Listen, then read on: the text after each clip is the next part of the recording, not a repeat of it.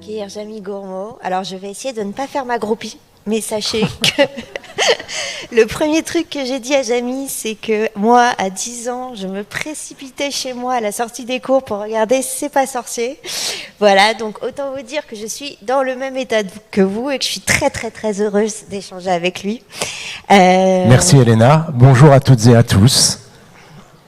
Alors Jamie, est-ce qu'on te présente encore? Tu es probablement le passeur de savoir le plus populaire de France depuis une trentaine d'années bientôt. Là, ça va faire 30 ans bientôt. Tu as su constamment te réinventer au fur et à mesure que la grammaire des médias évoluait pour transmettre ton goût, ta passion des sciences en particulier. On va commencer par revenir un peu sur les débuts de ta carrière, parce qu'au départ, tu étais partie pour faire de la presse écrite. T'as suivi à la base, t'as pas du tout une formation scientifique, hein, t'as une formation de journaliste. Et alors, ton goût, c'était l'écrit. Comment on passe de l'écrit à ce talent incroyable de conteur et de vulgarisateur que tu es devenu? Alors déjà, avec l'écrit, on peut raconter. L'écrit, c'est la base de tout. C'est avec les mots que l'on construit des concepts, et que ces mots soient lus, entendus ou vus même à travers la télévision, c'est toujours la même histoire. Comment on passe de l'écrit à la télévision, à l'image? Il y a toujours des circonstances dans la vie qui font qu'à un moment donné, on se dit ce support va peut-être être plus intéressant pour raconter cette histoire. En l'occurrence, moi, mon histoire, c'est 1989, c'est la chute du mur de Berlin. J'ai des amis à Berlin qui me disent il se passe des choses. Et à ce moment-là, je me dis peut-être que des images parleront plus que des mots. Et donc là, on me prête une caméra et je fais mon premier documentaire à Berlin. Un sujet qui était un petit peu à contre-courant. J'aime bien aussi faire des pas de côté.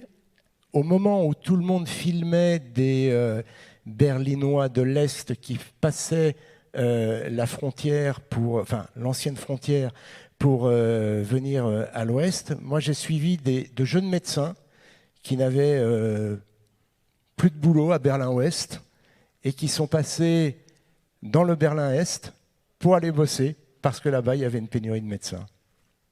Ouais, c'est génial. Et donc, du coup, arrive ensuite l'envie de la transmission du savoir scientifique avec ton pote Fred, Fred et Jamie, voilà, c'était la team C'est pas sorcier. Arrive C'est pas sorcier, et alors à l'époque, c'est précurseur à double titre, à la fois dans la manière dont est mise en scène et raconter la science à la télévision, dans l'exigence constamment renouvelée de proposer un savoir de très haute qualité, quel que soit l'âge en fait du public. C'est ce que tu me disais tout à l'heure, c'est que tu ne t'adresses pas à ton public en fonction de son âge, c'est quelque chose dont tu pourras parler ensuite. Et ensuite, une problématique qui nous occupe aujourd'hui aussi pendant tout ce festival, moi, ce qui m'a beaucoup marqué quand j'étais enfant, à une époque où le changement climatique n'était pas encore une problématique enseignée dans les programmes scolaires, C'est pas sorcier était extrêmement précurseur parce qu'on avait constamment cette problématique qui revenait en toile de fond, quel que soit le sujet scientifique évoqué. Alors, effectivement, première question, à qui je m'adresse? C'est vrai que cette émission a été beaucoup regardée par les enfants, mais aussi par leurs parents et leurs grands-parents. C'était une émission très fédératrice. Pourquoi l'était-elle? Sûrement parce que vous avez dit, je ne m'adressais pas, nous ne nous adressions pas spécifiquement à des enfants. C'est très complexe de s'adresser à des enfants, puisque en fonction de l'âge de ces enfants, eh bien, vous n'utilisez pas le même langage, la même grammaire, les mêmes images. Quand un enfant a 5 ans, 10 ans, 15, 13, 14, 16, 17, c'est très complexe. En revanche, dès que vous vous adressez à un profane, il n'a plus d'âge. Il peut avoir 10 ans, 15 ans, 20 ans, jusqu'à 90, 95 ans. Un jour, une dame m'a envoyé un courrier, c'était avant Internet, elle fêtait ses 100 ans. Et elle me disait, j'ai vu surgir beaucoup de nouveautés au cours de mon siècle de vie, et elle me remerciait parce que je lui avais appris comment ces choses fonctionnaient. Voilà. Donc, vous voyez, quand on s'adresse à un profane, eh bien, on a à ce moment-là un langage universel et on s'adresse autant à des enfants qu'à des adultes. Et alors, du coup, concernant le réchauffement climatique, est-ce que vous aviez le même seuil de conscientisation que maintenant, à l'époque? Qu'est-ce qui vous a poussé à être aussi précurseur et avant-gardiste dans votre volonté de dénoncer un discours clair, pédagogique, à destination de tous les âges sur cette problématique, alors qu'à l'époque, c'était encore extrêmement invisibilisé? Alors, à cette époque, on est comme tout le monde. On n'a pas du tout davantage conscience que les autres des problèmes qui sont en train de surgir. Alors, on s'informe quand même pas mal, les uns et les autres, on lit beaucoup d'articles de presse, on est en contact énormément avec des scientifiques, avec, je me souviens, avec Hervé Letreux, qui donnait une conférence aujourd'hui à 14h, je me souviens, c'est le premier climatologue avec qui j'ai échangé. Non, on est là pour expliquer les choses. Et la première émission que l'on fait sur le sujet, c'est en 1995, mais c'est une émission consacrée globalement à l'environnement. Ce qui est très intéressant, c'est que on consacre à ce moment-là une émission à l'environnement. Vous vous rendez compte? 26 minutes pour balayer toutes les questions environnementales. C'est ridicule. Sauf que, voilà, ça a été la petite graine qui a fini par pousser. Et c'est vrai qu'au fil du temps, à travers toutes nos émissions, alors les émissions de C'est pas sorcier, puis ensuite Le Monde de Jamie, et maintenant les Épicurieux sur le digital, eh bien cette question environnementale, eh bien elle est devenue présente. C'est une toile de fond. On a le sentiment, enfin moi j'ai le sentiment que cette préoccupation qui est une préoccupation, pas une inquiétude, une préoccupation, coule dans mes veines de journaliste depuis une trentaine d'années. Ça fait partie de ma grille de lecture, en fait. Et comment ça a été accueilli, du coup, le fait que c'était aussi que votre grille de lecture était aussi imprégnée de cette thématique à un moment où les médias ressentaient pas l'urgence d'en parler? C'était bien accueilli quand même par les chaînes qui vous produisaient? J'ai le sentiment, oui, et puis c'est-à-dire que on n'abordait jamais ces questions de manière frontale. C'est-à-dire que quand on traitait un sujet, eh bien, il y avait toujours un développement environnemental qui prolongeait les questions qu'on se posait au départ. Si bien que on était amené, à travers telle ou telle émission, à expliquer ce qu'était l'effet de serre. Mais on n'arrivait pas avec nos bots en disant « on va vous expliquer l'effet de serre ». Ça rentrait dans le cadre d'une émission et finalement, ces questions-là étaient distillées dans les émissions au fil de l'émission, avec une volonté d'expliquer les choses et non pas de dénoncer les choses. Voilà. On était là pour... vous n'étiez pas dans une posture militante. Non, d'ailleurs, moi j'ai du mal à marier les deux. Voilà, je considère que on est tous militants de quelque chose, mais bon, peut-être que c'est une histoire d'âge. Les premières choses que l'on m'a appris à l'école de journalisme, c'est l'objectivité. Donc, je laisse mes opinions de côté quand je fabrique une émission. Très bien. Et alors, ce qui est étonnant tout au long de votre carrière, c'est que vous avez su constamment vous renouveler pour atteindre votre public cible. Alors, le public cible, en l'occurrence, il est transgénérationnel, mais on sait que les jeunes publics vont maintenant davantage sur YouTube, notamment. Vous êtes également sur TikTok. Comment vous avez abordé justement ce changement de grammaire par rapport à ce qui faisait l'ADN, par exemple, de C'est pas sorcier, pour vous adapter aux nouveaux codes de cette génération? Ça se fait tout naturellement. Je crois que quand on est à l'écoute en permanence. Nous faisons des métiers où nous devons être à l'écoute de ce qui se passe autour de nous et des supports qui existent pour nous exprimer. Donc, eh bien, de la même manière que dans l'histoire des médias, on est passé de la presse écrite à la presse audio et puis ensuite à l'audio visuel, eh bien, à un moment donné, un nouveau support arrive, c'est le digital. Et donc, si on a envie de parler, de dire, eh bien, il faut s'adapter à ce nouveau support. Pendant des années, on a dit, enfin des années, ça n'a pas duré très longtemps, hein, puisque l'arrivée de YouTube, c'est 2010, me semble-t-il, en France. Donc, pendant des années, on a dit, voilà, ce sont des médias qui sont réservés au divertissement, c'est pas très sérieux tout cela, sauf qu'on s'aperçoit très vite qu'une grosse partie du public eh bien, s'agrège autour de ces médias et puis n'en sort plus. Donc, il y a deux types d'attitudes dans ce cas-là. C'est ou bien on se dit, on continue à ne pas voir ce qui se passe et puis on reste dans son coin, ou bien on se dit, mais si j'ai envie de m'exprimer et de m'adresser à ce public, eh bien, j'arrête de dénigrer et j'y vais. Et c'est à moi d'apporter du contenu sur ce support, qui certes n'a pas les mêmes règles que l'autre. Hein, ce ne sont pas des éditeurs, donc on n'est pas du tout dans la même situation juridique qu'une chaîne de télévision ou qu'un journal, mais le support existe, donc eh bien, on oublie un petit peu le contexte de travail des autres supports, et on va sur celui-ci et on amène des contenus, puisque moi, ce que j'aime faire, mon boulot, c'est de transmettre des connaissances, quel que soit le support. Donc ce support existant, eh bien, à un moment donné, j'ai eu envie d'y aller. Alors avec un peu d'hésitation, hein, au début, je vous le cache pas, il y a eu une petite année comme ça où je réfléchissais, et puis il y a eu l'événement déclencheur du... Oui, voilà, j'allais y venir, voilà. Qui a été le confinement. Exactement. Et c'est pendant le confinement, du coup, qu'avec votre compagne, vous vous êtes lancé.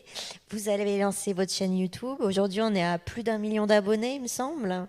Donc, je crois que ça a bien pris, hein, voilà. Et du coup, pourquoi est-ce que vous pouvez nous expliquer le contexte du coup de la naissance de cette chaîne YouTube en plein confinement? Quels étaient les enjeux auxquels vous étiez confrontés? C'était un moment effectivement où la science de fait était au cœur de toutes les discussions, de tous les débats, qu'elle était mise en danger également par des expertises qui prétendaient délivrer des vérités alternatives. Est-ce que c'est aussi cette mise en danger de l'esprit critique à ce moment où justement la peur dominait comme affect dans la population qui a aussi créé un sursaut chez vous, la volonté de vous positionner? Alors j'aimerais vous dire oui. Alors c'est waouh, quel visionnaire. Mais non. Non. En fait... inconsciemment, peut-être. En fait, elle est là dans la salle, c'est ma compagne qui a eu l'idée, qui m'a dit la veille du confinement, tu devrais faire une petite vidéo tous les jours, apporter un petit peu de connaissances. Là, on va être coincé pendant 15 jours. Je répète, 15 jours. C'était l'objectif de départ. Voilà, ça a duré 55 jours. Donc, comme ça devait durer 15 jours, on le faisait aussi le week-end. Et donc ça a duré 55 jours, week-end compris, et tous les jours nous avons donc fabriqué une vidéo. Alors au départ ça durait une petite minute, et puis très vite ça a pris un peu d'ampleur. Ça a duré 2-3 minutes, et puis à la fin on était plutôt aux alentours de 6-8 minutes. Et c'est vrai que tout au long, en revanche, tout au long de cette phase, les problématiques que vous abordez ont commencé à... nécessairement, oui. Voilà. Et on a fait quelques vidéos autour de ces questions. Alors pas trop au début, après un peu plus. J'ai réexpliqué ce qu'était un vaccin, comment fonctionnait un vaccin ARN messager, un vaccin classique, etc., en m'exposant bien sûr aux foudres de ceux qui contestent le principe du vaccin. Mais bon, voilà, ça fait partie des risques du métier. Mais voilà, au début, donc, pour revenir à la mise en place de ce dispositif digital, ça a démarré donc sur Twitter, et puis très rapidement, ce sont des enseignants, je lisais dans les commentaires des enseignants qui me demandaient de rendre ces contenus un peu plus accessibles pour leurs élèves. C'est vrai que on imagine mal un enseignant conseiller à ses élèves de regarder Twitter, et donc la seule manière de rendre ces contenus plus accessibles, c'était donc de créer une chaîne YouTube. Voilà. Et ça a démarré tout de suite en flèche. Ça nous a beaucoup surpris, je dois dire, parce que je ne pensais pas que le succès serait aussi rapide. Ouais, c'est vraiment, en fait, vous exercez une fonction de service public. Vous êtes le complément de l'éducation nationale. Je fais ce que j'ai envie de faire. C'est toujours ce que je vous ai dit. Ce que je ne peux pas faire ici, je vais le faire ailleurs. Et pour moi, ça a été une manne de pouvoir m'exprimer sur ce support, parce que l'avantage avec ce support, c'est que quand une information, un sujet nécessite 3 minutes, il fait 3 minutes. S'il en nécessite plus, il en fait plus. Alors que à la télévision, eh bien, on est encadré dans des programmes qui doivent faire telle ou telle durée. Alors, ça ne veut pas dire que j'oppose les médias, mais ils deviennent complémentaires. Et c'est dans ce sens qu'il faut les envisager. Vraiment, en termes de complémentarité, et surtout, ne pas les opposer. Comme vous n'opposez pas, du coup, vos propres émissions avec la manière dont est enseignée la science à l'école, au collège, au lycée? Alors, parce que ce sont des jobs totalement différents. Attention, ça c'est très très important. Je ne suis pas enseignant. Mais on aurait tous beaucoup aimé avoir des profs comme Jamie Gourmand. Pas sûr. Oh, si. Pas sûr. Quand je fais une émission, quand je fais une vidéo, je la fais une fois. Un enseignant, lui, remonte sur les planches tous les jours, tous les ans, avec un public qui est extrêmement exigeant, dans le sens où le public ne lui est pas forcément acquis. Moi, j'ai la chance d'avoir un public acquis. C'est pas le rôle de l'enseignant. Vous l'avez construit quand même, cette chance. Oui, mais par ailleurs, moi, je suis un peu un saltimbanque. Je n'ai pas la même vocation que l'enseignant. Et je considère que l'enseignant a un job beaucoup plus complexe que le mien. Oui, mais d'une certaine manière, vous êtes aussi dans la répétition à travers des formats différents, des mêmes thématiques. Alors disons que je peux devenir un partenaire, une béquille de l'enseignant à un moment donné. C'est-à-dire que pour entamer une thématique, il va utiliser ces supports, mais comme il peut en utiliser d'autres. Mais je crois qu'il ne faut surtout pas confondre ces deux fonctions. J'ai une fonction évidemment, je transmets des savoirs, c'est ce que j'aime faire. Mais je n'enseigne pas. Ma vocation, c'est de transmettre, je le disais, ces savoirs, et de transmettre une forme d'épanouissement à travers ces savoirs. Ce n'est pas le rôle de l'enseignant. Donc on a des rôles différents, peut-être complémentaires, mais d'abord, le rôle de l'enseignant. Alors vous dites que vous êtes un passeur de savoir, et vous me disiez tout à l'heure que vous trouviez très belle la devise du festival, hein, la vérité rend libre, la science rend libre. Le savoir. Le savoir rend libre. Rend libre. Le savoir rend libre.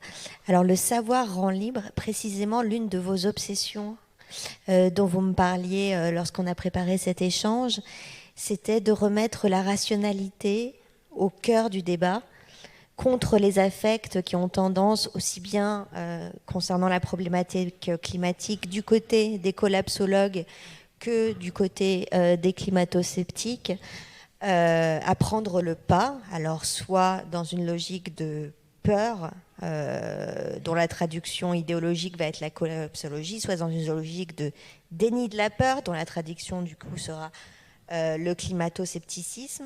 Et du coup, pour vous, vraiment, votre rôle en tant que pédagogue, c'est de rappeler le rôle de la méthode scientifique, de rappeler la place de la raison et l'importance d'un substrat de connaissances communes pour poser les termes d'un débat et pour faire avancer les choses, notamment sur la problématique du réchauffement climatique. C'est quelque chose qui est essentiel pour vous. Absolument. J'aime beaucoup cette expression de substrat de connaissances communes.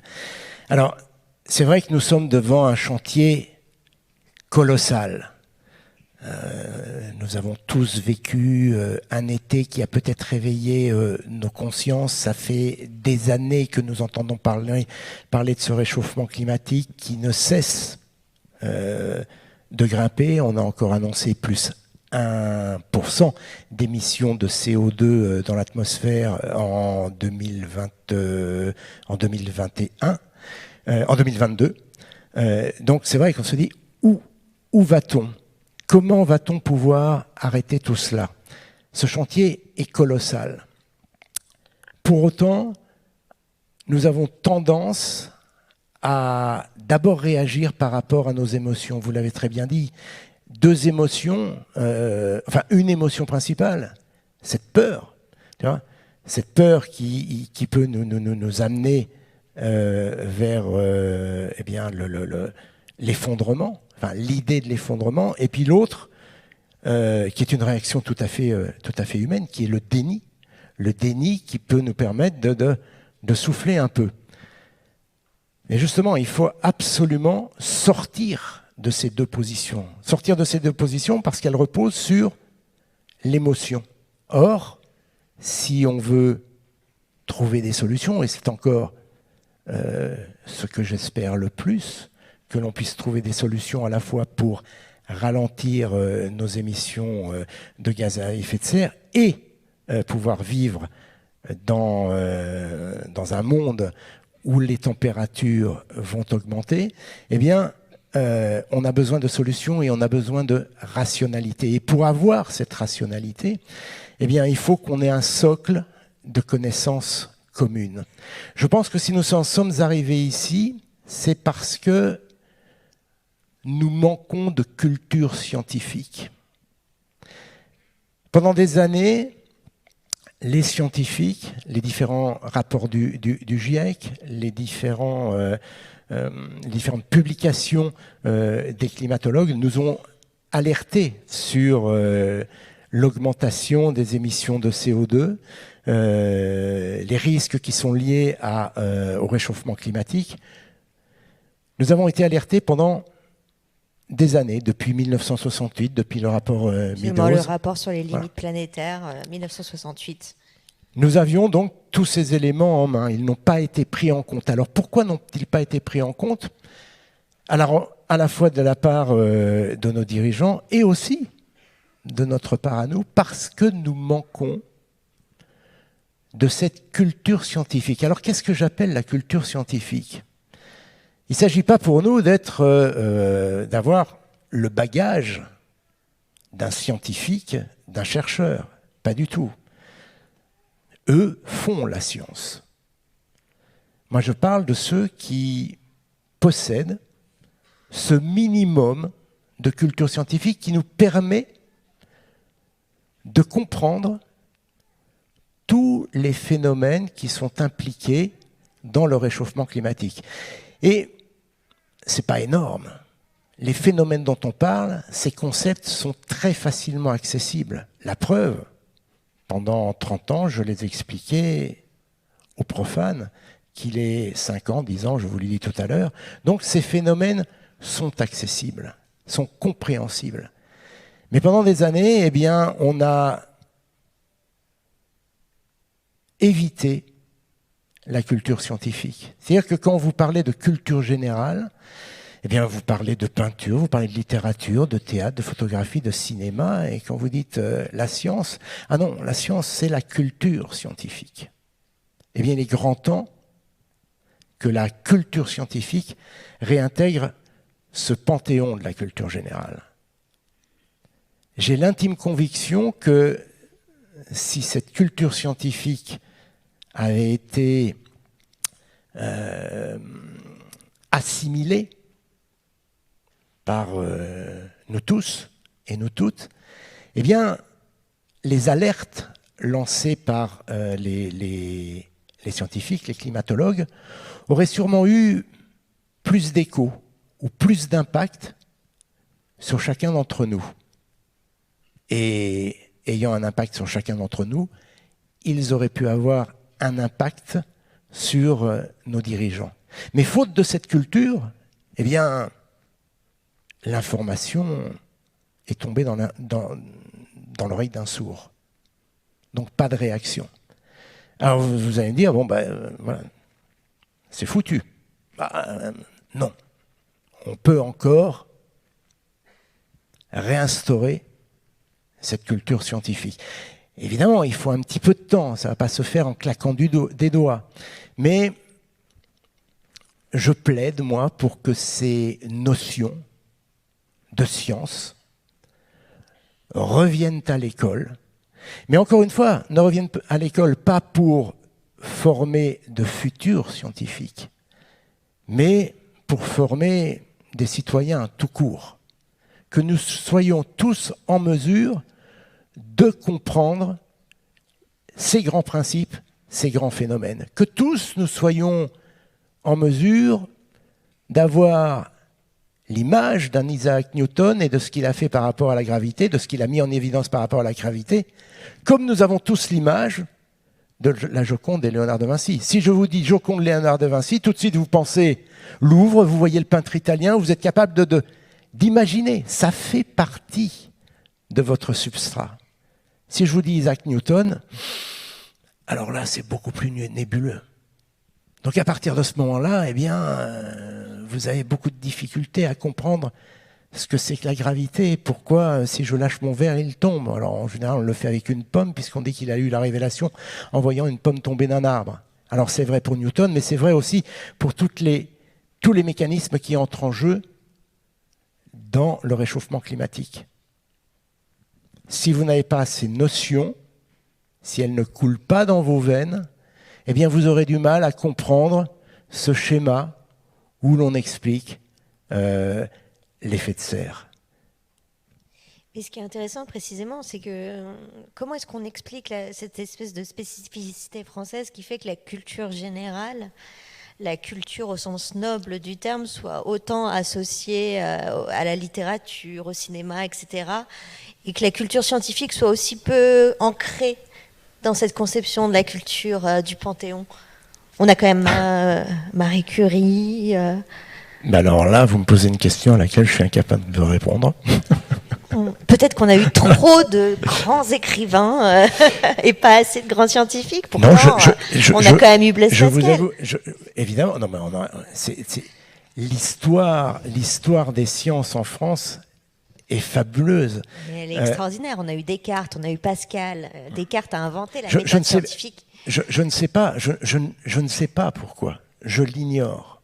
Hein. Je n'ai pas fait de recherche sur ce sujet, mais c'est une bonne question. Ce qui est dommage, c'est de ne pas profiter de cette histoire des sciences. Parce que dans chacune des découvertes, vous me parlez de Pascal, mais il y a Pasteur, il y a Gay-Lussac, il y a les scientifiques français, les frères Montgolfier, on en trouve des dizaines, des centaines qui ont tous une histoire fabuleuse. Et je pense qu'en s'appuyant sur ces histoires d'hommes, eh bien, on peut rendre justement la science plus accessible, parce qu'elle devient un moment d'histoire avec un grand H, et puis un moment d'histoire avec un petit H, parce qu'on commence à raconter quelque chose. Moi, j'ai toujours été surpris quand j'ai planché sur les travaux de grands scientifiques. J'ai toujours été surpris de tout ce que ça m'apportait dans la compréhension des phénomènes. C'est-à-dire que en travaillant sur ces scientifiques, eh bien, vous revenez au problème d'origine et vous comprenez ce qui les a motivés, pourquoi ils se sont posés telle ou telle question. Et en même temps, vous entrez dans un contexte, parce que chaque grande découverte scientifique, même si certaines sont fortuites, eh bien, elles s'inscrivent dans un moment, elles s'inscrivent dans un contexte politique, historique, sociologique, économique. La science est vraiment, comment dire, elle tisse son chemin au milieu de toutes ces autres disciplines. Et on ne peut pas envisager les sciences en dehors de ces autres disciplines. La science fait partie, je le répète, de notre culture générale et il faut l'appréhender dans cette perspective. Sinon, on fait de la science. Mais là, c'est le job du scientifique, du chercheur. Nous devons avoir cette culture scientifique pour comprendre ce que sont en train de faire les chercheurs. Mais peut-être que précisément, ça se joue aussi au niveau de la constitution des programmes à l'école, du renforcement de la transdisciplinarité, de davantage de ponts construits entre les différentes matières. Alors sûrement. Alors après, je n'ai pas mes entrées au ministère de l'Éducation nationale. Et vous devez avoir quelques idées de réforme quand même. Mais oui, enfin, comme tout un chacun. Vous savez, c'est comme l'équipe de France de football, hein, chacun a la sienne. Voilà. Vous avez nécessairement un avis sur la réforme du bac, par exemple ? J'ai un avis justement sur cet enseignement de la culture scientifique et de l'histoire des sciences, évidemment. Et je pense que cet enseignement aujourd'hui, mais je dis aujourd'hui, mais c'est comme ça depuis, je pense, la réforme Abi 1976, je pense que cet enseignement de la culture scientifique fait extrêmement défaut. Encore une fois, je suis persuadé que si nous en sommes arrivés ici aujourd'hui, cette inertie face aux décisions qui étaient à prendre, eh bien, elle est due à ce manque de culture scientifique. Et qu'il n'est jamais trop tard pour la réintégrer. Et on en revient aussi du coup à la problématique de la formation des élites qui non seulement visiblement n'ont pas regardé C'est pas sorcier quand ils étaient petits. Ah certains, si j'en connais. Ah si certains ont regardé C'est pas sorcier petit. Mais en tout cas, à l'ENA ont évacué visiblement la question. Moi j'avais trouvé ça ahurissant d'apprendre qu'ils avaient bénéficié d'un séminaire de quelques heures de la climatologue Valérie Masson-Delmotte. Ouais. Et se dire qu'en fait, notre gouvernement a eu une leçon de quelques heures sur le réchauffement climatique en 2022, ça paraît ahurissant. Oui, mais vous voyez, une leçon de quelques heures. Alors je pense, parce que je connais bien Valérie Masson-Delmotte et son exposé devait être brillant. Était brillant, il était parfait. Il y avait tout. Mais on ne peut pas, en quelques heures, assimiler toutes ces notions. Tout à l'heure, on parlait de l'assimilation des notions, ça repose sur la répétition. La pédagogie, c'est l'art de répéter les choses. Donc c'est pour cette raison que quand je vous parlais tout à l'heure de cet enseignement des sciences à l'école, il repose sur la répétition des choses. Et il en va de même pour l'histoire des sciences. Quelques heures pour comprendre le réchauffement climatique. Alors oui, on va comprendre globalement ce qui se passe. Mais il faut gratter davantage. Il faut comprendre tous les mécanismes. Et c'est pour cette raison qu'on a besoin de ce socle, de ce terreau de connaissances dont vous parliez tout à l'heure, parce que aujourd'hui, quand on envisage des solutions, on vous dit « Ah, il faudrait faire ça ». Il faudrait démonter toutes les centrales nucléaires. Il faudrait démonter toutes les usines pétrochimiques. Ah oui, clac, on claque des doigts, c'est fait. Mais à chaque fois, il faut voir ce qui se passe derrière. Qu'est-ce qui se passe au moment où on supprime, comme ça, du jour au lendemain, toutes nos centrales nucléaires? Comment veut-on vivre? Pourra-t-on vivre ainsi? Alors on va me dire, oui, mais si on laisse tout ça debout, on va on va droit dans le mur.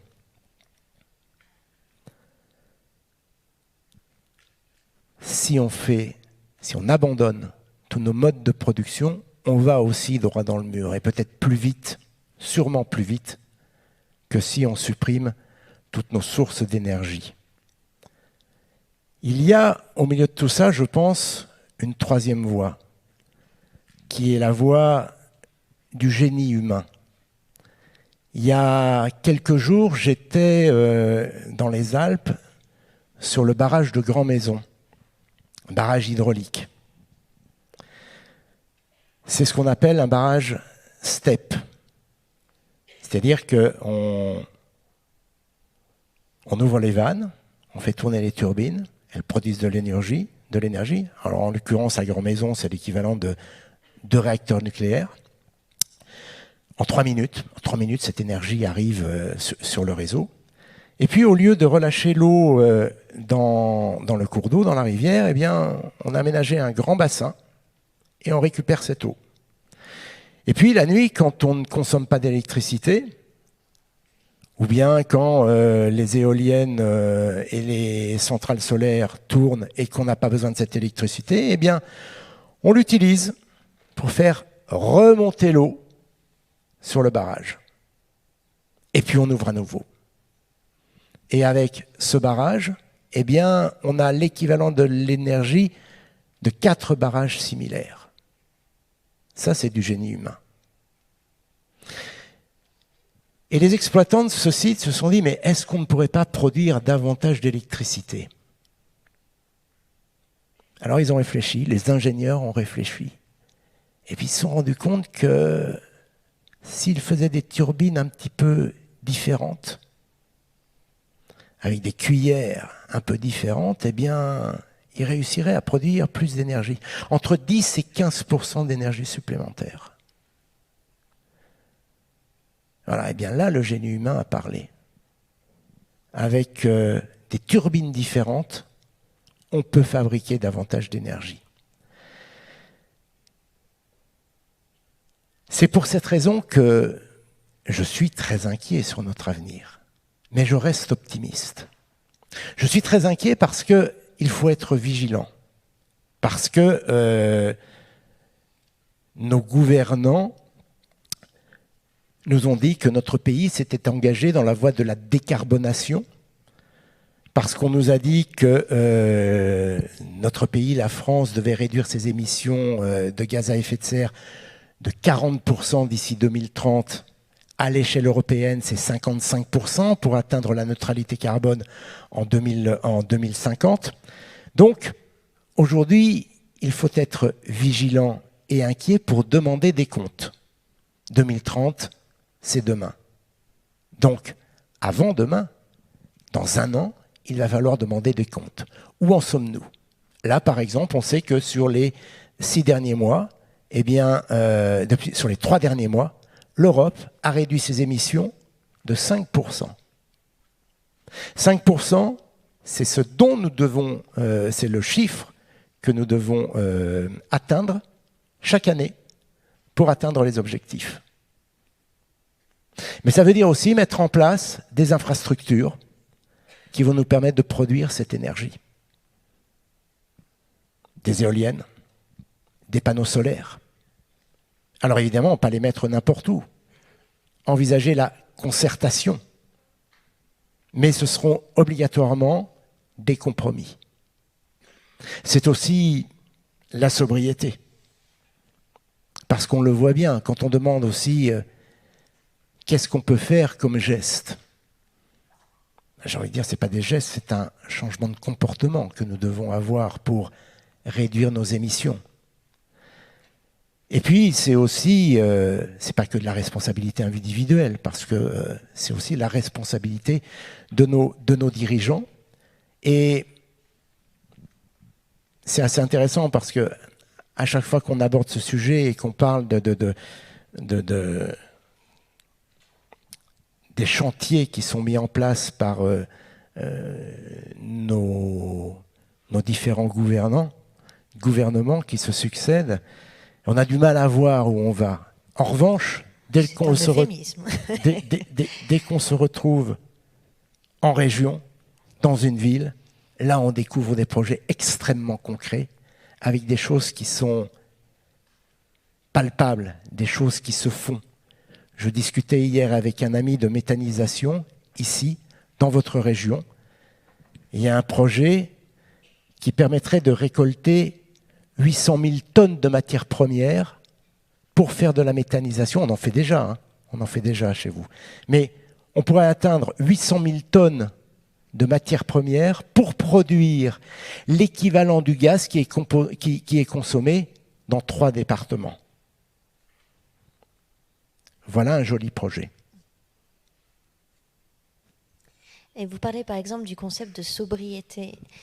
Mais le concept de sobriété peut paraître extrêmement abstrait pour beaucoup de gens. Et lorsque le gouvernement tente de communiquer autour de ça, ça tourne plus ou moins autour de porter des cols roulés. Donc on aura... Ce que vous avez fait. Ce que je fais, parce que... J'écoute quand même ceux qui me gouvernent. Je reste une démocrate malgré tout. Et donc on aurait envie que vous leur donniez quand même des cours de pédagogie à l'intention des Français parfois. De communication d'abord. Ouais, de communication et puis même de l'art de transmettre justement des informations précieuses. Mais voilà, lorsque le gouvernement se révèle dans l'incapacité de transmettre un discours clair, audible et qui suscite l'adhésion autour de ces notions essentielles, comment est-ce qu'on fait? Alors, déjà, parce que on ne fait que des pas de côté. Hein. Juste pour terminer ce que je disais tout à l'heure. Vous avez vu, d'un seul coup, j'ai commencé à vous parler de turbines d'une centrale hydroélectrique, de méthanisation. Et juste avant, on parlait de socles de connaissances qui sont indispensables pour trouver des solutions. Pourquoi ce socle de connaissances, il est indispensable?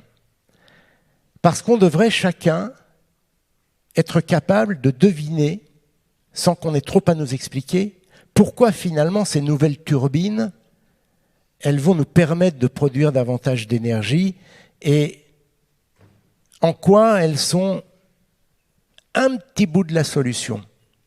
En quoi ces méthaniseurs sont un petit morceau de la solution. Et on n'a pas ce socle. On devrait très vite comprendre ce que c'est. Pour l'assimiler, pour adhérer à ces choix, on devrait tous être capables de comprendre finalement comment fonctionne un moteur électrique.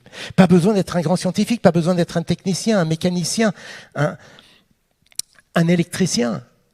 Un moteur électrique, un rotor et un stator, un alternateur, c'est un truc qui est accessible à un enfant de 5 ans.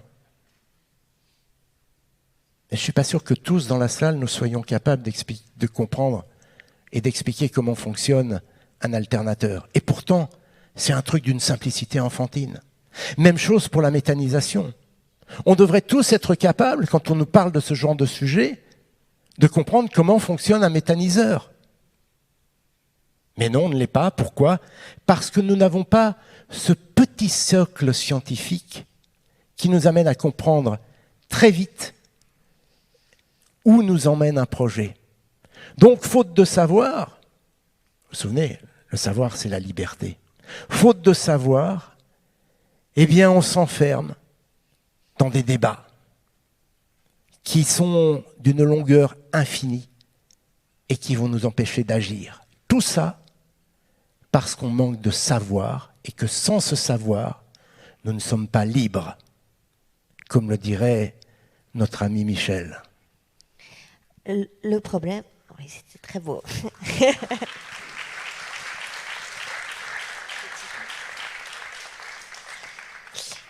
Le problème, c'est qu'effectivement, il faudrait tendre vers la récupération, si tant est qu'on ne l'ait jamais eu, d'un socle de concepts fondamentaux que chaque citoyen aurait en main pour s'emparer du débat public, en comprendre les termes et adhérer, parce qu'il y a un enjeu démocratique, du coup, d'adhésion à une politique à partir du moment où sont compris les termes du problème et la politique qui est choisie pour y répondre.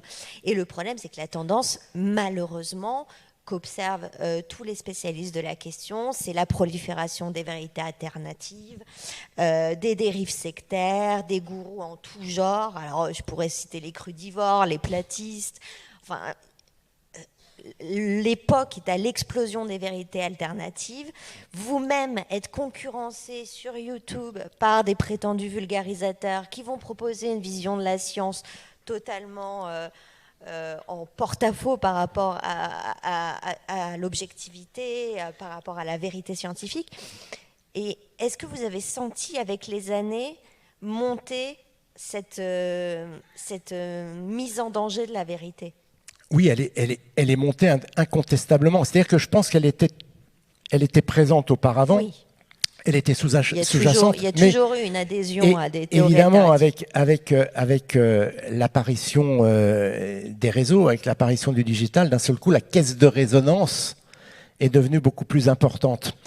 Alors, ce n'est pas une raison pour dire qu'il n'y a qu'à supprimer les réseaux. Ben non, justement, ils sont là et ils peuvent aussi servir à l'inverse. Il y a autant de bons propos que de mauvais propos qui circulent sur les réseaux. À nous d'être vigilants. Et c'est là où je pense que nous avons tous une petite responsabilité. Il faut qu'on prenne ce sujet à bras-le-corps. Tout à l'heure, je vous disais que nous manquions de cette culture scientifique. Donc on ne va pas tous retourner à l'école, on est bien d'accord. Ça veut donc dire que nous devons être extrêmement vigilants et faire ce travail individuellement. Quand une question se pose, d'aller chercher cette vérité, comme vous disiez, et de chercher les arguments qui vont faire que vous allez adhérer à tel ou tel projet. Ne pas se jeter dans les propos de celui qui parle le mieux ou de celui qui est le plus séduisant. Se poser la question, est-ce que c'est argumenté? Est-ce que sa proposition est argumentée? Puisque vous ne pouvez pas savoir a priori, allez chercher les arguments. Faites-vous votre propre opinion. C'est à travers ce savoir que vous aurez la liberté de choisir, quelle qu'elle soit. Et il y a fort à parier qu'aux deux extrémités de l'échiquier des solutions qu'on nous propose, eh bien, vous trouverez des propositions non argumentées. Si elles ne sont pas argumentées, moi je n'y vais pas. Si elles reposent sur une croyance, si elles reposent sur 2 ou 3 citations puisées ici ou là, mais qu'elles ne sont pas argumentées à la méthode scientifique, et la méthode scientifique, c'est ce socle, cette base sur laquelle nous pouvons discuter. Si nous ne pouvons pas avoir un terreau commun de discussion, eh bien on ne peut pas accepter la solution.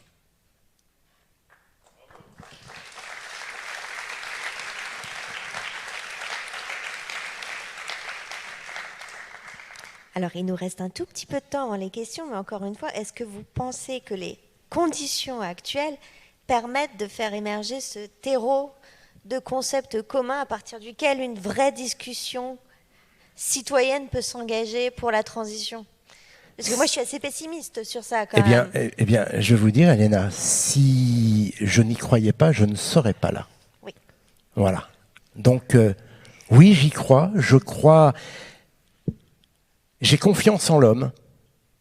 Et je ne dis pas, attention, j'ai confiance, ça ne veut pas dire que je suis aveuglé. Je vous ai dit tout à l'heure, je suis inquiet, mais pas pessimiste. Peut-être que je me trompe. Peut-être que l'avenir montrera que j'avais tort de vous raconter tout ce que je vous ai raconté. Quoique, je pense que dans la recherche de l'argumentation, il n'y a pas de mensonge et il n'y a pas de tromperie. Mais je suis optimiste, sans être aveugle et sans ne pas être inquiet, mais je ne veux pas être débordé par les émotions sous-jacentes à cette inquiétude. Mais encore une fois, j'aime faire l'avocate du diable, hein, mais je crois que pour un quart des jeunes Français maintenant s'informent directement via les réseaux sociaux. sans hiérarchiser a priori ce qui provient d'une source, par exemple d'un ami, d'un média, d'un youtubeur, d'un influenceur, etc. Ça veut dire qu'il y a une mise en équivalence de toutes les expertises. Et donc, comment, dans cette mise en équivalence, on arrive à faire ressortir la vraie parole qui mérite d'être écoutée, entendue, parce qu'elle est objective et fondée sur des postulats rationnels? Eh bien, nous devons tous prendre notre bâton de pèlerin et militer pour l'argumentation. Voilà. Ça veut dire que dans n'importe quelle discussion que nous devons avoir, vous êtes devant quelqu'un qui vous affirme quelque chose. Ah, le compteur LinkedIn, le compteur Linky, oh, c'est dangereux. Ça donne le cancer. Eh bien, quand quelqu'un vous dit cela, posez la question, pourquoi? On revient à Descartes. Faites cet effort. C'est vrai pour le compteur Linky, mais c'est vrai pour tout un tas de choses qui nous entourent. Faites juste l'effort de demander pourquoi. Et si vous n'obtenez pas de réponse, ça ne veut pas dire que la personne a tort, mais on ne peut pas le prouver.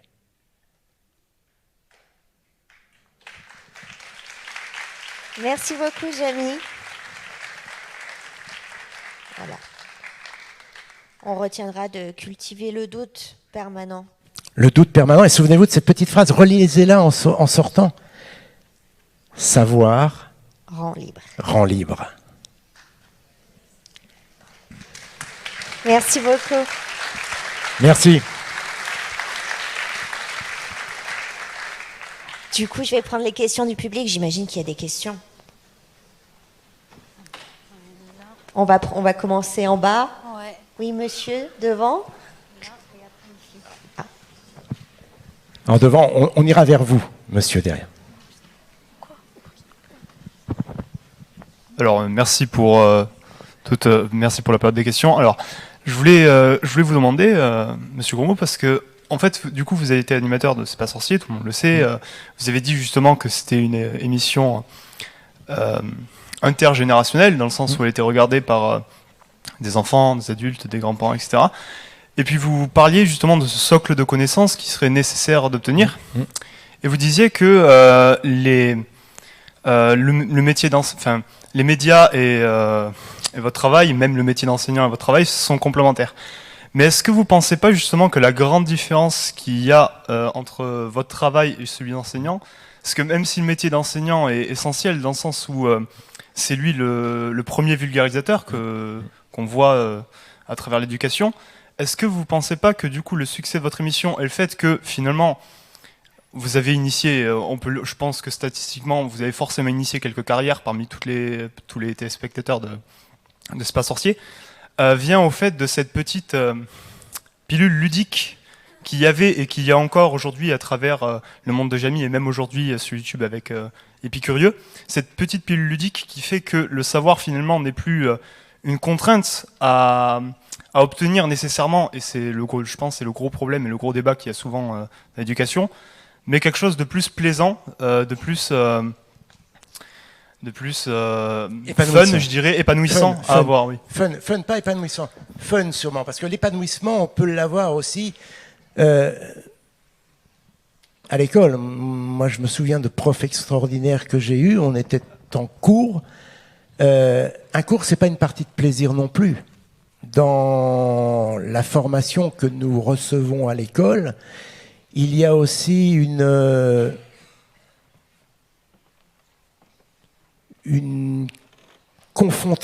confrontation à la réalité qui ne doit pas forcément être douce, parce que la vie ne sera pas douce. Voilà. Donc, on a besoin aussi de cette confrontation pour exister et pour se sortir de situations parfois un peu complexes, un peu difficiles. C'est la vocation de l'école, d'enseigner tout cela aussi. Moi, ma vocation, je vous l'ai dit tout à l'heure, j'apparais dans un petit écran, au début celui de la télévision, ensuite celui de votre téléphone, de votre smartphone ou de votre ordinateur.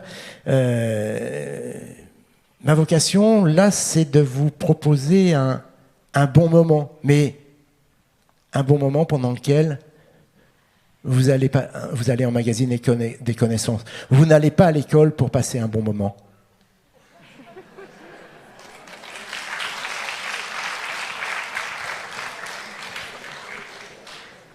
Une question là-bas. Je sais passer le micro.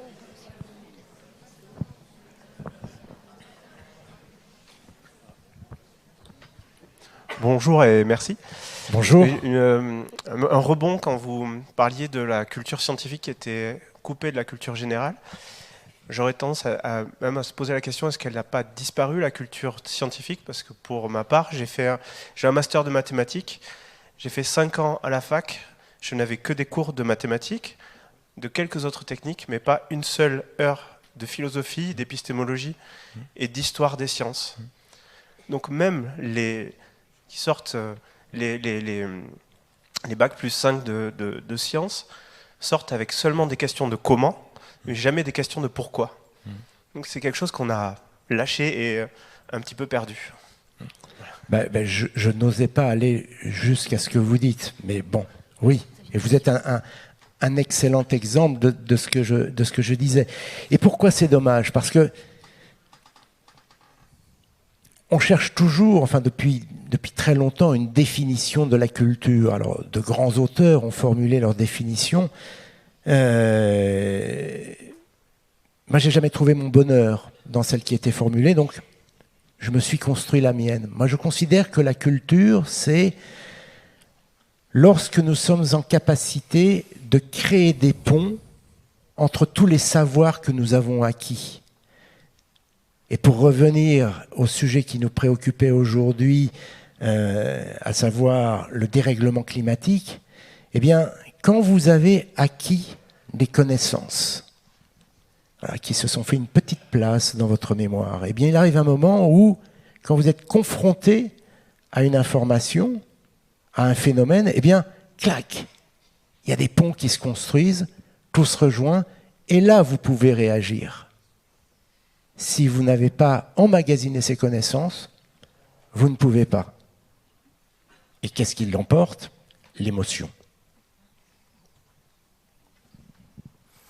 Est-ce que j'ai répondu à votre question?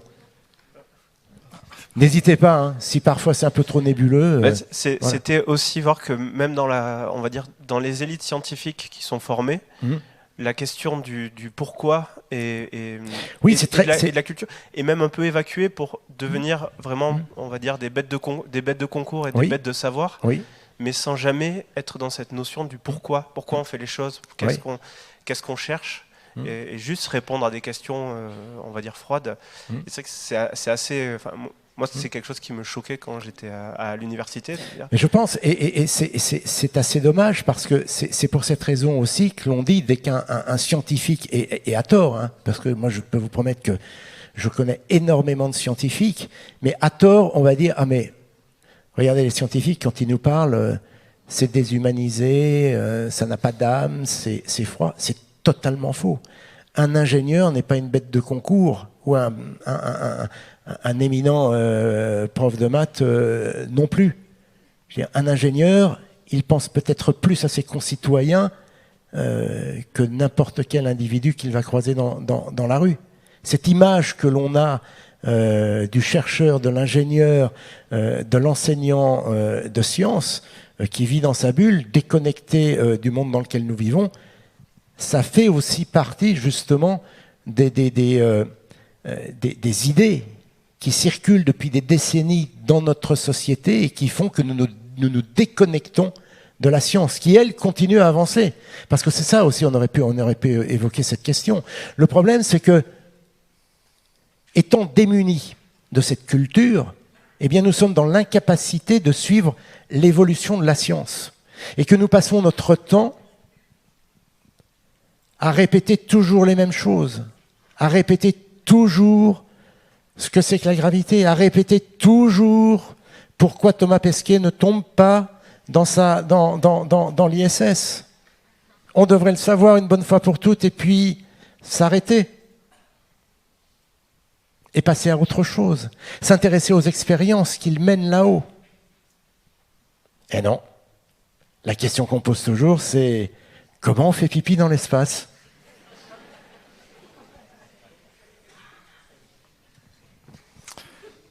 Bien. Bon, merci pour votre rigueur et votre plaidoyer pour la culture scientifique, pour une culture scientifique populaire. Mais je voudrais poser certains problèmes qui se posent par rapport justement à la vérité scientifique. Je prends l'exemple de la méthanisation. Bon, c'est une technique intéressante qui s'inscrit a priori tout à fait dans les enjeux actuels, mais voilà, pour être rentable, il faut que ce soit de gros méthaniseurs. Si ce sont des gros méthaniseurs, il faut aller chercher très loin la matière de base. Il faut ensuite ramener ça y est, j'ai perdu le terme, ce qui reste après la méthanisation. Le digestat. Le digestat, merci. Il faut après amener le digestat sur les terres, sur les fermes. Voilà, en plus c'est gros, plus c'est difficile à maîtriser, y compris les fuites qui sont pas très sympathiques pour le climat non plus. Donc c'est ce qui conduit aujourd'hui, par exemple, des organisations agricoles à demander un moratoire. Alors, donc où est la vérité? Enfin là, il semble qu'il y a des vérités qui se contredisent. Non, mais pour moi, il n'y a pas de vérité qui se contredisent.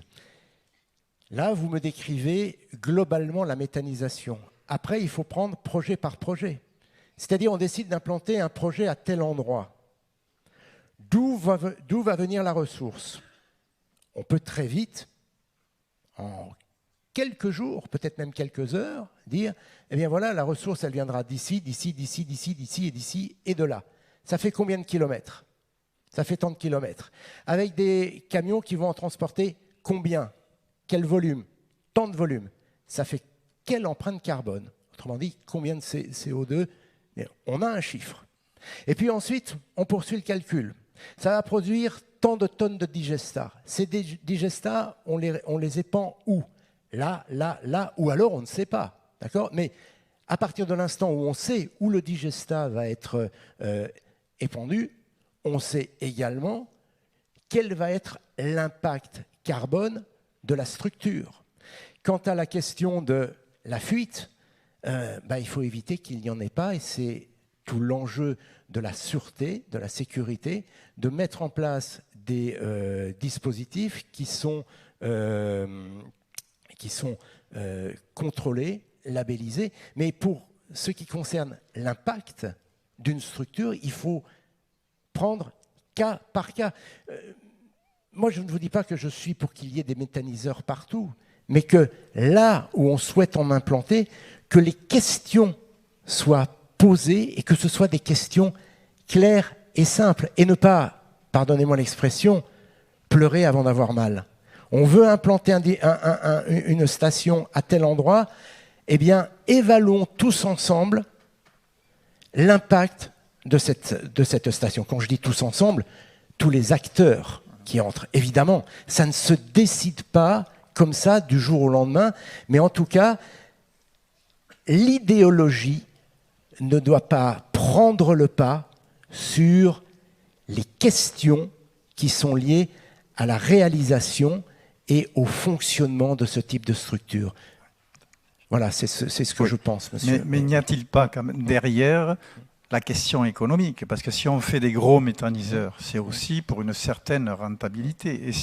Et pourquoi fait-on des gros méthaniseurs? Parce qu'ils sont aussi mis en route par des sociétés qui cherchent à faire le meilleur rapport économique. Est-ce ça touche aussi à l'organisation sociale, économique et sociale? Ça touche sûrement à l'organisation économique et sociale, mais vous voyez que petit à petit, nous rentrons dans une discussion extrêmement complexe. À un moment, moi je m'en pose une autre. C'est quoi l'urgence? C'est quoi notre urgence absolue aujourd'hui? C'est moins de CO2 dans l'atmosphère. Elle est là, notre urgence. C'est notre urgence et en même temps, trouver des solutions qui soient compatibles avec nos modes de vie et nos possibilités économiques. Donc effectivement, ces enjeux, ils entrent dans le débat, vous avez raison, monsieur. Mais il y a des réponses. Et ces réponses, elles dépendent de chaque cas. C'est-à-dire qu'on peut avoir ensemble une conversation globale sur l'intérêt de la méthanisation, sur son impact tant sur l'environnement qu'au niveau économique et social. Mais la discussion ne sera riche que si l'on fait du cas par cas. Et c'est pour cette raison que je vous disais tout à l'heure que c'est à l'échelle locale que les bonnes décisions sont prises. Et que probablement, vous avez raison, à tel endroit, un méthaniseur n'aura pas lieu d'être, mais qu'à un autre, oui, il aura sa place. Oui, monsieur ? Oui, bonjour, merci beaucoup pour votre prise de parole et vos échanges. Bonjour. Vous avez parlé, et je suis totalement en accord avec ce constat, de développer en chaque personne un peu cette notion d'esprit critique par rapport à tout ce qui nous est transmis comme information, et je suis totalement d'accord là-dessus.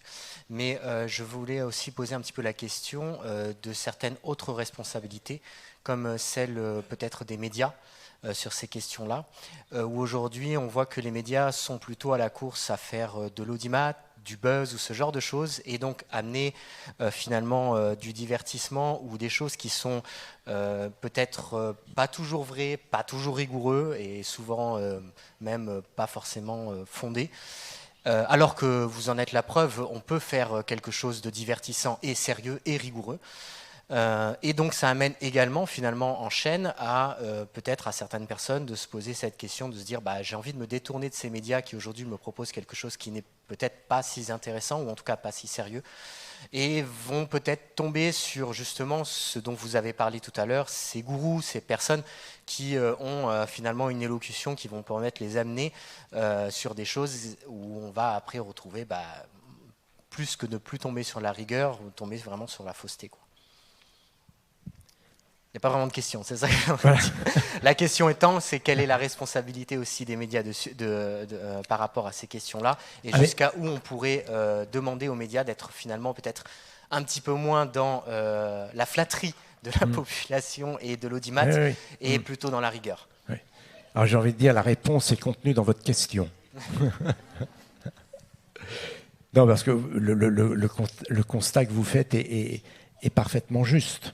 Voilà. Après, je ne représente pas les médias ici, hein. Je ne représente que moi-même. Vous avez parlé de responsabilité, mais je crois que plus que jamais, aujourd'hui, toutes les personnes qui interviennent sur les médias doivent se sentir responsables. La responsabilité n'appartient pas. Tout à l'heure, on a expliqué la différence entre, je disais que sur les réseaux n'étaient pas des médias au sens où le sont les éditeurs, comme une chaîne de télévision, un journal ou autre, où là, finalement, le journaliste peut décliner sa responsabilité et puis la faire reporter sur l'organe de presse qu'il emploie. Je crois que plus que jamais, nous devons, nous, journalistes, individuellement, avoir cette conscience de la responsabilité que nous avons quand nous disons quelque chose. Alors attention, nous ne sommes pas non plus, nous ne sommes pas des moines. Hein, nous ne faisons pas, notre métier n'est pas un sacerdoce, donc nous pouvons aussi faire des erreurs. Mais justement, avec ces nouveaux médias, on peut aussi les corriger très vite. Mais je crois, vous avez raison, que dans les médias, les journalistes, les présentateurs, doivent vraiment faire preuve de responsabilité, mais individuelle. Se poser des questions individuellement sur la responsabilité de ce qu'ils engagent, de leurs propos. La nouvelle génération a une question, je crois. Bonjour, je m'appelle Elliot et j'ai 11 ans. Et je voudrais savoir qu'est-ce que je pourrais faire maintenant et dans le futur pour limiter et diminuer le réchauffement climatique. Bonjour Elliot. On applaudit Elliot. Hein. Alors ta question est très intéressante et c'est sûrement une question que beaucoup de personnes se posent. Je te souhaite une chose déjà, c'est j'espère que tu ne te la poses pas en permanence, parce que je pense qu'un enfant de 11 ans a aussi besoin d'insouciance et de prendre la vie avec le sourire, le joli sourire que tu arbores. Pour autant, effectivement, tu peux te poser la question, qu'est-ce que je peux faire ? Tout à l'heure, c'est ce que je disais, et on entend ici ou là une foultitude de gestes. Ah, il faut faire ceci, il faut faire cela. Je pense que c'est plus notre attitude globale que nous devons changer. Et si j'ai un petit conseil à donner, c'est d'apprendre à être patient. Parce que quand on gratte un petit peu tous ces gestes qu'on nous conseille de faire, eh bien, ils sont très souvent liés à la consommation, la surconsommation. On mange trop de ceci, on achète trop de cela, etc. On surconsomme, on produit trop. Eh bien, en devenant patient, en n'ayant pas, et c'est très difficile, parce que là, on aurait pu en parler, mais c'est un autre débat qui est passionnant, un autre sujet qui est passionnant. En étant patient, eh bien, on se dit, c'est finalement ce truc que mes potes ont, je vais peut-être attendre un peu et je prendrai celui-ci, mais pas tout de suite, dans 3 mois ou dans 4 mois. Ah, ce nouveau jean, il est bien, mais je vais essayer d'attendre un peu. Ou ce sweat, ou cette nouvelle station, je vais essayer d'attendre un peu. Voilà, apprenons à être patients. Nous vivons dans l'immédiateté. On veut tout de suite. Alors ça s'explique, c'est marrant, hein, parce que on aurait pu en parler. Hein, c'est Sébastien Müller, le sociologue, il est neurobiologiste. Pardon ? Alors le bug humain, voilà, ça c'est super intéressant parce que ce désir, ce biais de consommation que nous avons, c'est ce qui a permis à notre espèce de survivre. Aujourd'hui, elle court à notre perte. Mais cette envie d'avoir, de consommer, c'est ce qui nous a permis de survivre quand nous étions à l'époque de Cro-Magnon, à l'époque préhistorique. Parce que consommer, ça nous permettait d'emmagasiner des lipides et des glucides et de pouvoir résister à une période de vache maigre. Donc, il fallait consommer dès qu'on voyait quelque chose. Sauf qu'aujourd'hui, le mammouth, on le croise à tous les coins de rue. Mais notre cerveau n'a pas changé. Notre fameux striatum, cette petite zone qui nous dit « va, consomme, tu vas prendre du plaisir », elle est toujours là. Alors elle nous a permis, je vous le disais, de résister. Aujourd'hui, elle aurait tendance à nous conduire à notre perte. C'est vrai pour ce que l'on mange, mais c'est vrai aussi pour ce que l'on achète. Un nouveau téléphone portable sort, on le veut. Pourquoi le veut-on ? Eh bien, même chose. Notre striatum nous a amenés à posséder des artifices qui vont nous faire grimper dans la hiérarchie sociale. Alors c'était bien à l'époque préhistorique, quand il fallait des chefs de tribu, quand il fallait se singulariser, quand il fallait attirer les autres autour de soi, parce que c'est l'effet de groupe aussi qui permettait à une micro-tribu de survivre. Et c'est notre striatum qui nous l'a permis, ce circuit de la récompense. Sauf qu'il est toujours là, mais qu'on se comporte tous comme des chefs de tribu qui ont envie d'avoir le dernier smartphone pour montrer aux autres « je l'ai ». Voilà. Donc, ça va être très difficile. C'est très difficile parce que vous voyez que moins consommer, c'est lutter contre un mécanisme qui est profondément ancré dans notre cerveau, dans notre comportement. Donc voilà, si j'ai un petit conseil à te donner, eh ben voilà, apprends à être patient.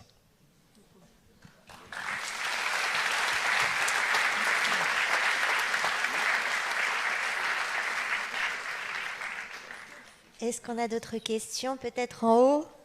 Oui, monsieur. Bonjour. Alors moi, c'est pas grave. On est passé l'étage supérieur. On redescend après.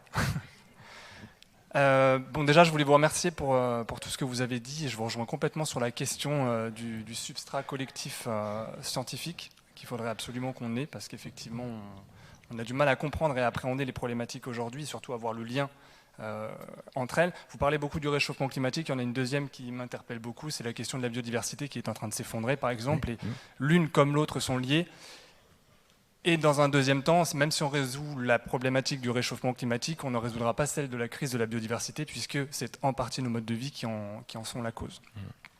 Seulement, il me semble qu'en dehors de cette première problématique, qui est celle de la question du substrat collectif, il y en a une deuxième, c'est celle de savoir finalement pourquoi et qu'est-ce qu'on veut faire finalement de ce substrat scientifique, qu'est-ce qu'on veut faire de cette crise qui nous est présente aujourd'hui, quel sens donner en fait à nos existences. Puisqu'une crise, à l'origine, c'est un changement, c'est aussi une opportunité de changer.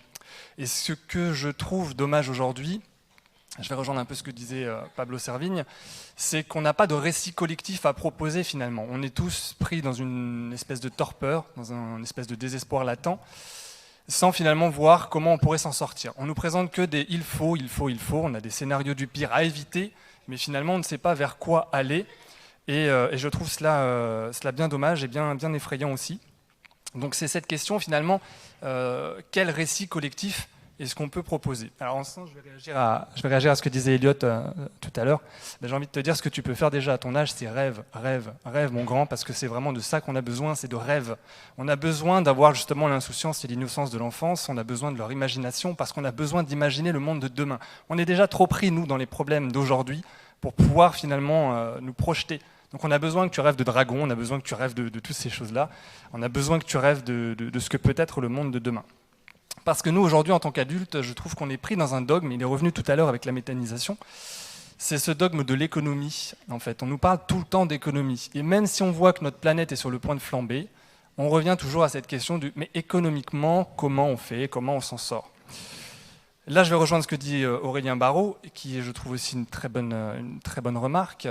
L'économie qui est un dogme aujourd'hui, finalement, c'est devenu une fin, là où avant c'était un moyen.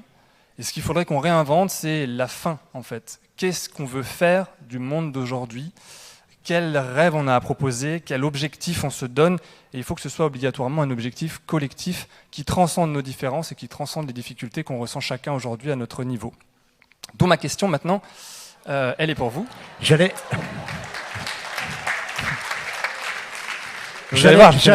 vous inviter à venir prendre ma place. Ma question est la suivante pour vous. Vous qui êtes un peu un spécialiste de la transmission, qui avez vu beaucoup de choses dans ce domaine, j'ai envie de vous demander comment créer et comment transmettre ce récit qui aujourd'hui se heurte à l'imperméabilité des médias en fait. Comment peut-on arriver à créer ce demain et comment arriver à le transmettre en fait, tout simplement? Alors, déjà pour revenir, Elliot, tu vas être le centre des conversations. Si vous avez bien écouté ma réponse, j'ai commencé par lui dire de l'insouciance à ton âge. Dans l'avant-dernier bouquin que j'ai écrit, ma postface, c'était merci à mes parents de m'avoir laissé m'ennuyer et rêver. Donc vous voyez, je ne suis pas très éloigné de votre préoccupation. Comment?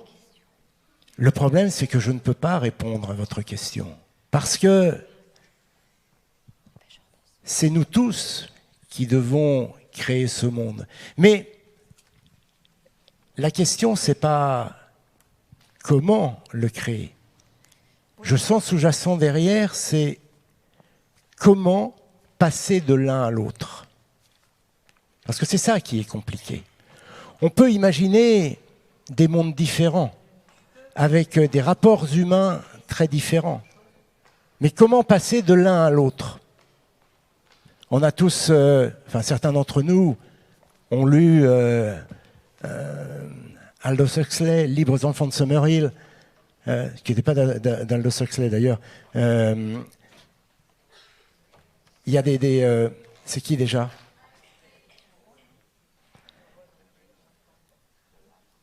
On a tous des modèles de monde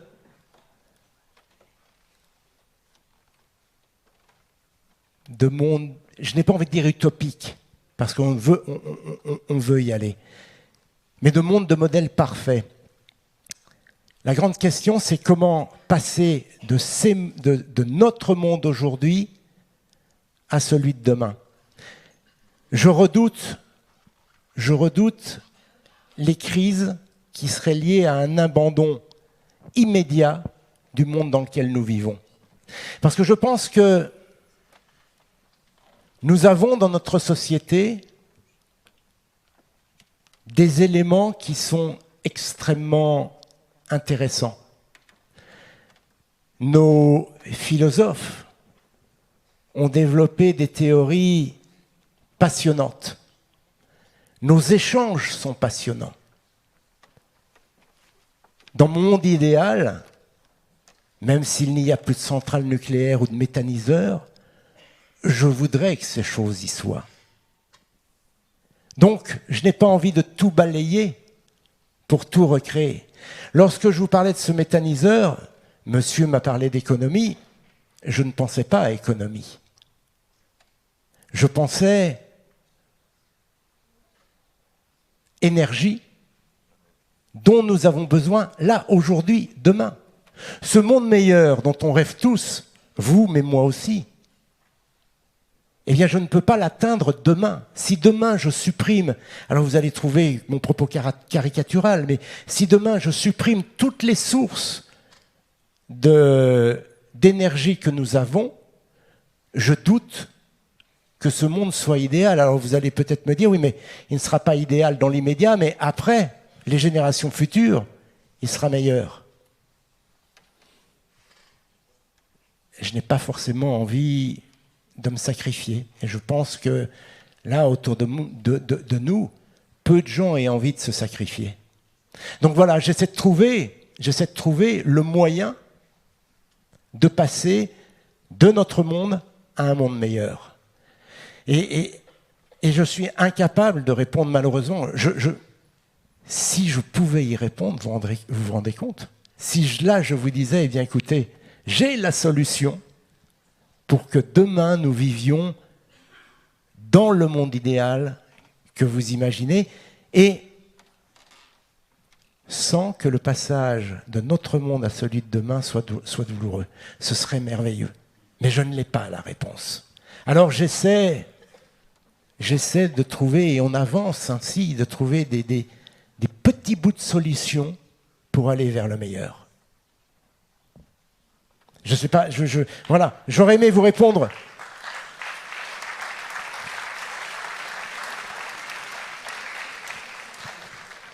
Alors malheureusement, il va falloir s'arrêter. Bon, c'était un grand bonheur pour moi d'animer cette discussion avec vous, Jamy. Eh bien, je vous remercie beaucoup parce Merci. que... Voilà, il y a une chose que je n'ai pas dite au début, c'est que je ne suis évidemment pas philosophe, je ne suis pas scientifique, je ne suis pas climatologue, je ne suis qu'un passeur. Je m'exprime rarement tel que je l'ai fait aujourd'hui en formulant finalement un petit peu plus ce qu'il y a au fond de ma tête et de mon cœur. Donc merci beaucoup de m'avoir accueilli. On le remercie. Merci.